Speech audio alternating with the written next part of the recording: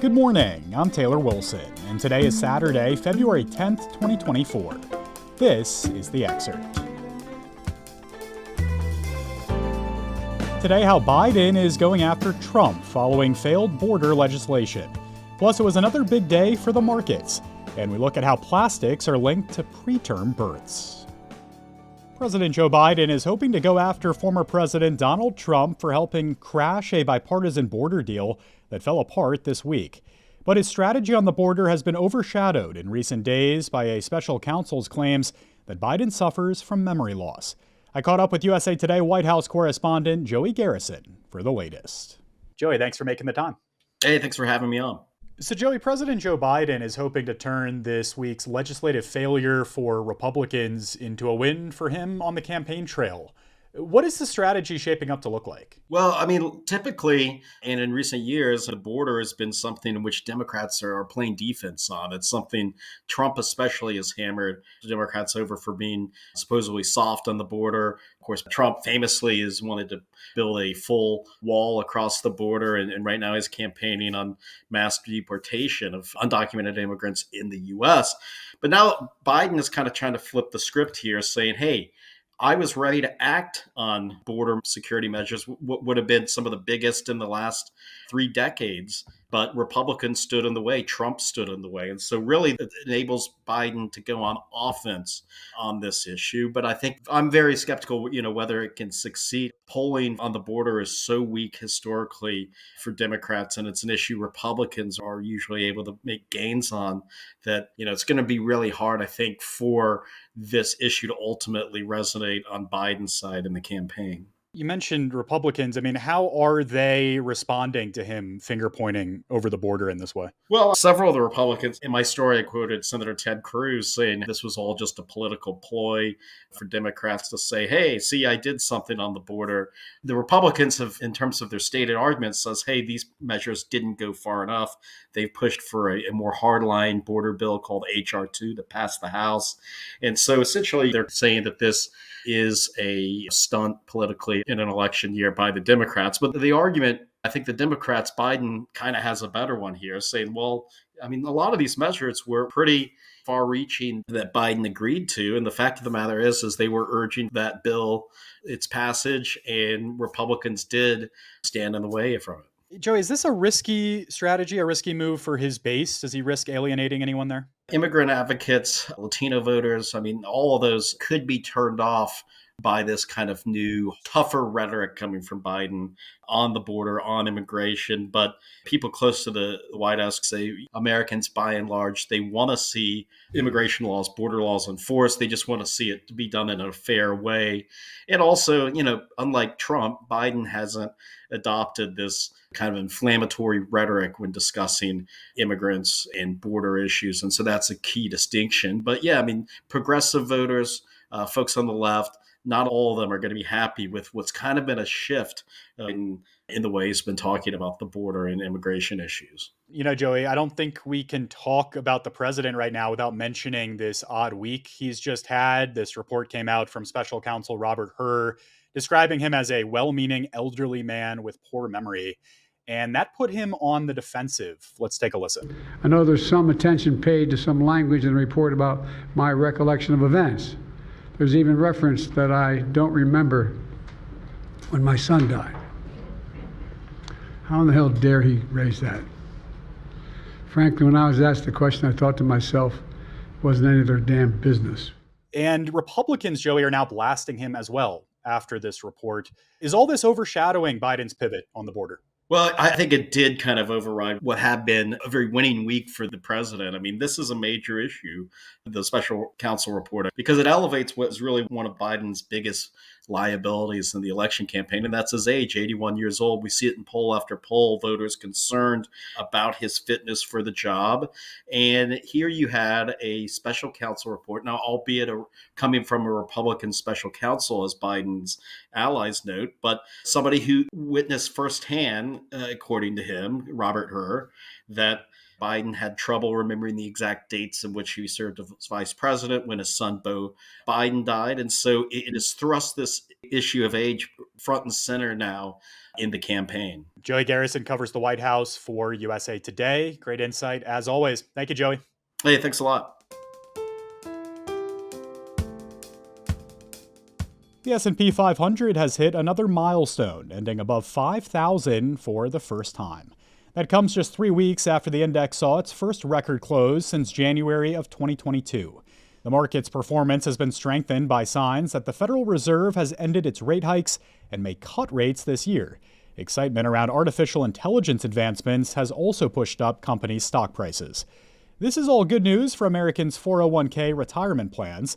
The S&P 500 is considered one of the best gauges of Wall Street's health.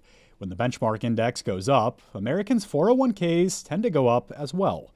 But while the 5,000 milestone is making headlines, experts say it may not keep that level for long.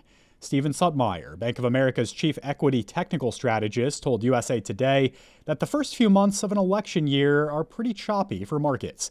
Similar milestones in the past have been followed by dips. You can read more with a link in today's show notes. Plastics have been linked to thousands of preterm births. My colleague Sarah Ganem sat down with USA Today health reporter Eduardo Cuevas to learn more. Eduardo, thank you so much for joining the Excerpt today. Glad to be here. So what exactly is preterm birth and how dangerous is it for newborns? Yeah, so generally speaking, preterm birth is when a baby's born too early, and that's about 37 weeks of pregnancy. There's all sorts of complications that arise when a baby is born too early, and that can go from breathing problems to issues with vision to developmental delays. And there's a lot of evidence down the line on health effects as children grow up. That it can follow them for their lifetime. Correct. What are these chemicals and where do we encounter them in our lives? This study looked at what are called phthalates. Short answer, Sarah, they're everywhere. These are basically used in plastics to make them more durable, bendable, shinier, from things like Tupperware, toys made from plastic, but also things like certain lotions and cosmetic products. Millions of tons are produced annually in the United States, and the United States is a big consumer of them. And how do they hurt us? Phthalates are what scientists call an endocrine disruptor. So that affects hormones, and those are those signals that travel through the bloodstream to give us messages. But, when it comes to babies in the womb, to fetuses, that's as the baby develops, right? So the effect is exaggerated on a baby that's growing inside of its mother. Yeah. Some of the researchers actually blame the regulation of one of these phthalates, which I found to be really interesting and surprising. Can you explain how they say that made things worse, in their opinion? Yeah. So as that's faced regulation, researchers say the industry has looked to other types of chemicals to supplement, to skirt regulation. This study is unique because they were able to start to get at some of those different replacement chemicals. One pediatrician who you interviewed said we need a fundamental revamping of chemical regulation to protect people. How did the chemical companies respond to this report? The industry disputed the findings, and they said just because there's an association between plastics and these outcomes, it's not proof that plastic directly caused them. And that's true. This is an observational study. However, outside researchers we spoke with point out this builds on growing evidence, and really what's unique about this study is it's quite a large sample size, 5,000 mothers, and it's also pretty diverse. What can new parents do? What's a single change that we can all make today to better protect ourselves? That's a great question. Let's be very clear. Plastic is not going to go out of our lives anytime soon. That being said, the lead author pointed out one thing is maybe try to replace your plastic Tupperware to glass, right? That's one option. Another thing is consider wooden toys as opposed to a plastic toy for your child. Try to think about what's on labeling and in packages you buy.